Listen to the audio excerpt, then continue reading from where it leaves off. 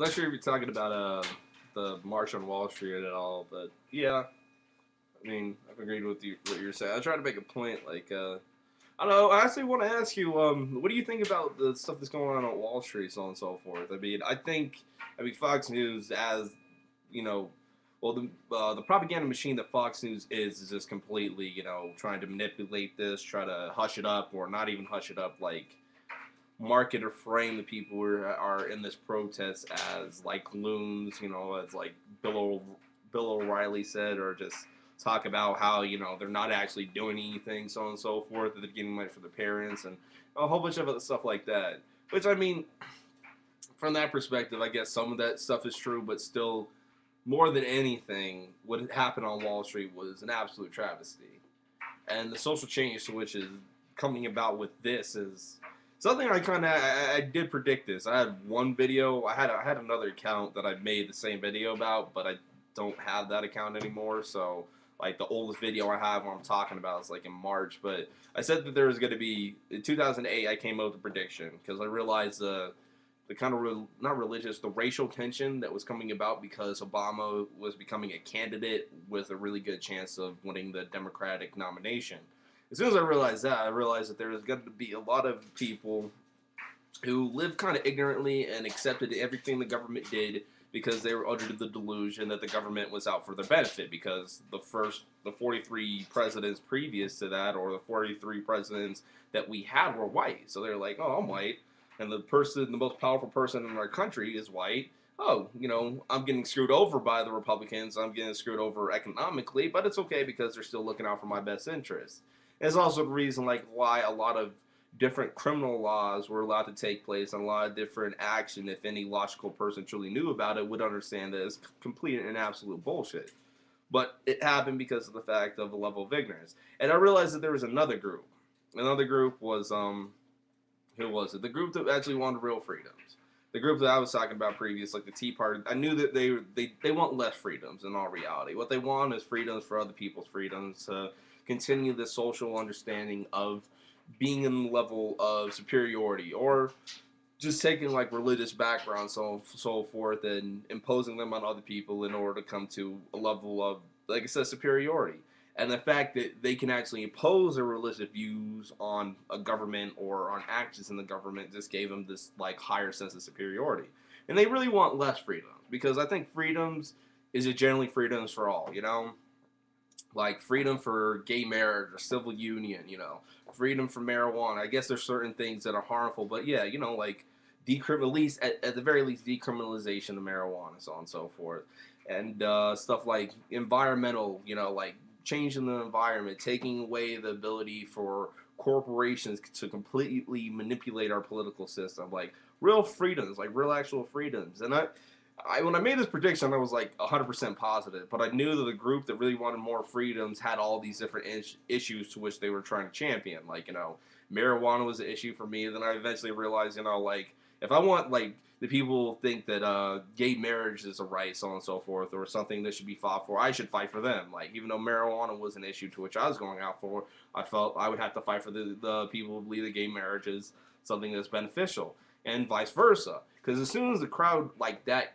comes about, then the intellectual understanding is so very much so progressive, and progressive in all the positive ways. I mean, Republicans and Tea Party try to label progressiveness. I'm not sure if that's a word, but the progressives as negative. Like, oh my God, these people are progressive, or the liberal. Like, liberal had that stigma too. Like, oh my God, these people are liberal, so on and so forth. This is so horrible.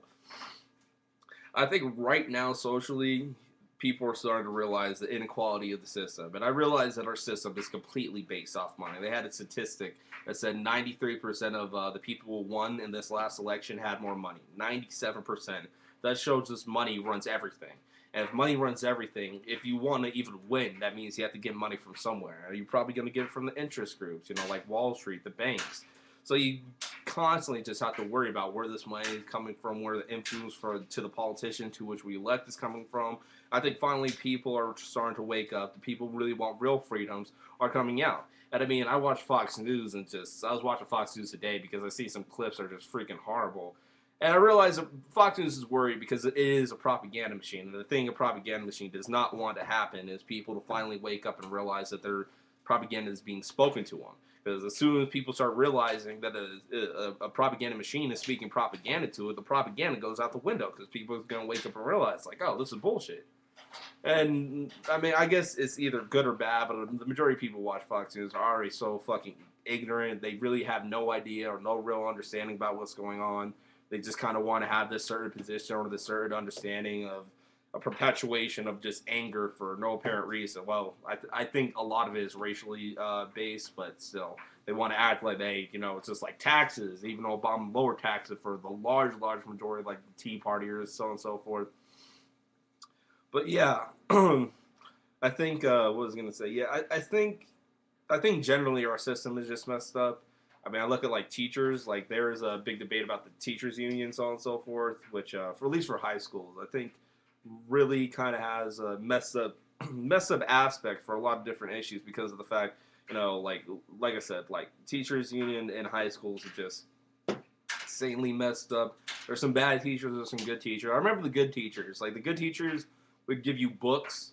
I remember reading one class, my one English class. I was just like always happy. We had real conversations, real discussions. I remember one time, like I learned stuff that I still use to, help guide my perspective one way or the other. But my teacher started talking about like when you're in the main culture, you have the ability to completely ignore all the subcultures which are around you because you're constantly viewing your main culture. So you have the ability to remain ignorant.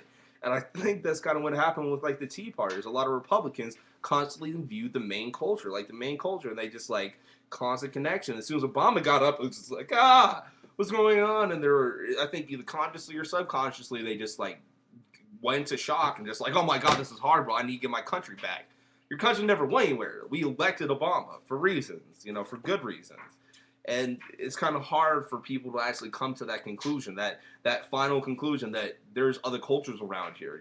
My culture, even though it's the main one, is not exactly the one to which has the best ideas. And I mean, I won't say the best ideas, but it's not completely and absolutely superior. Yeah.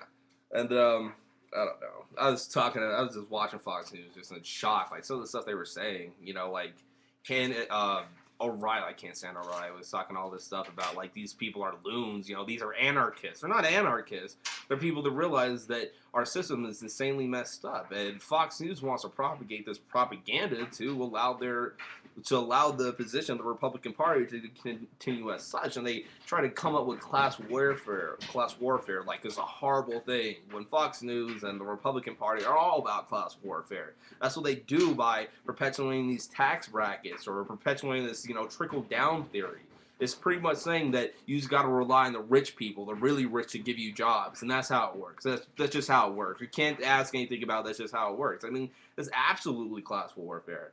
And I mean, and the funniest thing, Republican class warfare is usually negative, or at least the main culture of class warfare on the subculture or the progressive culture. I mean, shit, the civil rights movement was class warfare. Women's rights, class warfare. This is all class warfare that progressed us to a better understanding of ourselves and our society.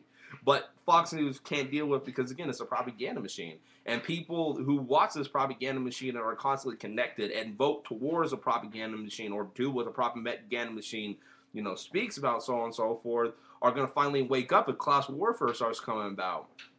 Or they're just going to go against it because of the fact that they agree with, a lot of racist idealisms. And I do believe that a lot of people who are in the Tea Party are racist. Personal opinion, but I think it has a lot of stance in fact. But yeah, class warfare, society, sociology. Yeah, another thing I just wanted to say, you started talking about like this understanding, like I don't know how I would put it, but I kind of consider it like this because I think a lot of teachers just try to get their class through the material. Like they try to get their class through the material.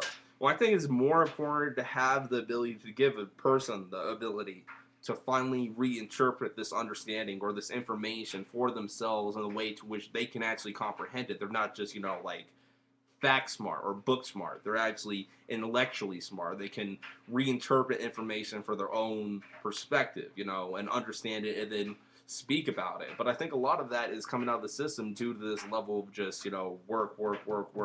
Like the school I went to, a very well-to-do school. It was actually very well-to-do. But the year I left, they had to have 24 credits. When I was going to school, I think I had 21 to graduate. So 24, which would be, yeah, 7. So that we had 8 periods. So if you wanted, yeah, we had 8 periods, 24 classes. So literally, you would have a period off each year. 27, 14. No, actually, what am I thinking? 6 classes. Is it 6? Yeah. So you could have 2 off periods each year if you just want to do that. If you want to have like an extra off period for your senior year, you would have to double up one of the years. And it's understanding, and they also made you have 4 years of sociology, 4 years of mathematics, 4 years of science, and 4 years of English. And that was just like that. And I think there's a problem with that because you don't actually allow a person to try to pursue certain ideas or certain career paths that they might want to. I mean, I don't have anything with history, you know. Is it It's not sociology. I forget the word. Wow, I can't believe it says sociology. But 4 years of history, so on and so forth. It's okay, but 2 years of history, you know, 2 years of math, or I think three years of math is good because you kind of need math. But I think we should be trying to perpetuate an understanding that allows students within America to kind of try to define themselves, define what they're into, instead of allowing the system to define what they should be defined as. Yeah, I really can make a lot better points, but I don't want to make this video too long. And the points I made, well, at least on the last half, I have more ideas on it, and I don't think I presented them that well. But yeah, yes, social change. I think I'll just end on this. Like, every generation has certain things that vary and differ for them. Like, I was born in the 80s. I'm not Gen X, but I still consider myself a completely different breed than the 90s kids. Like, I was born in 89, so I'm like the cutoff in the 90s, but the kids I went to school because it got held back a year, the 90s kids, like, I saw no, like, real relation between us because of the fact they kind of were all, you know, cell phone-ish. I think the judgment and understanding and the perspective of society was based on the social group.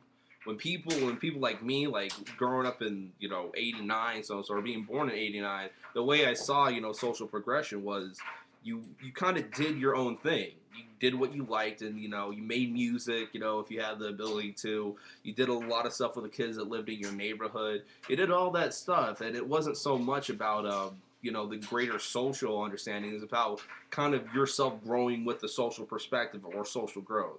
And I think that got lost in the 90s somehow because I don't know. I guess you just have to take my word for it. Like, kids like me being born in the 80s had a profound effect on my understanding and my growth. Unlike, you know, kids that were born in the 90s. I don't know. I guess it probably also has to do a lot with my mom being a hippie and my dad being a lawyer. You know, that probably has some amount of effect on my life. But yeah. But good video. I hope this had some relevance to your video. Just try to think about, because I just been watching the stuff on Wall Street. I just want to make a video about this, and I kind of want to hear your thoughts on it. So yeah, I'm going Professor Anton, and peace. And down with Wall Street. I don't know how we could actually do it without kind of fucking up a lot of our government. But we should do it. I mean, I'm totally on the side of the people. I'm marching up in New York. I kind of want to go there. But yeah, deuces.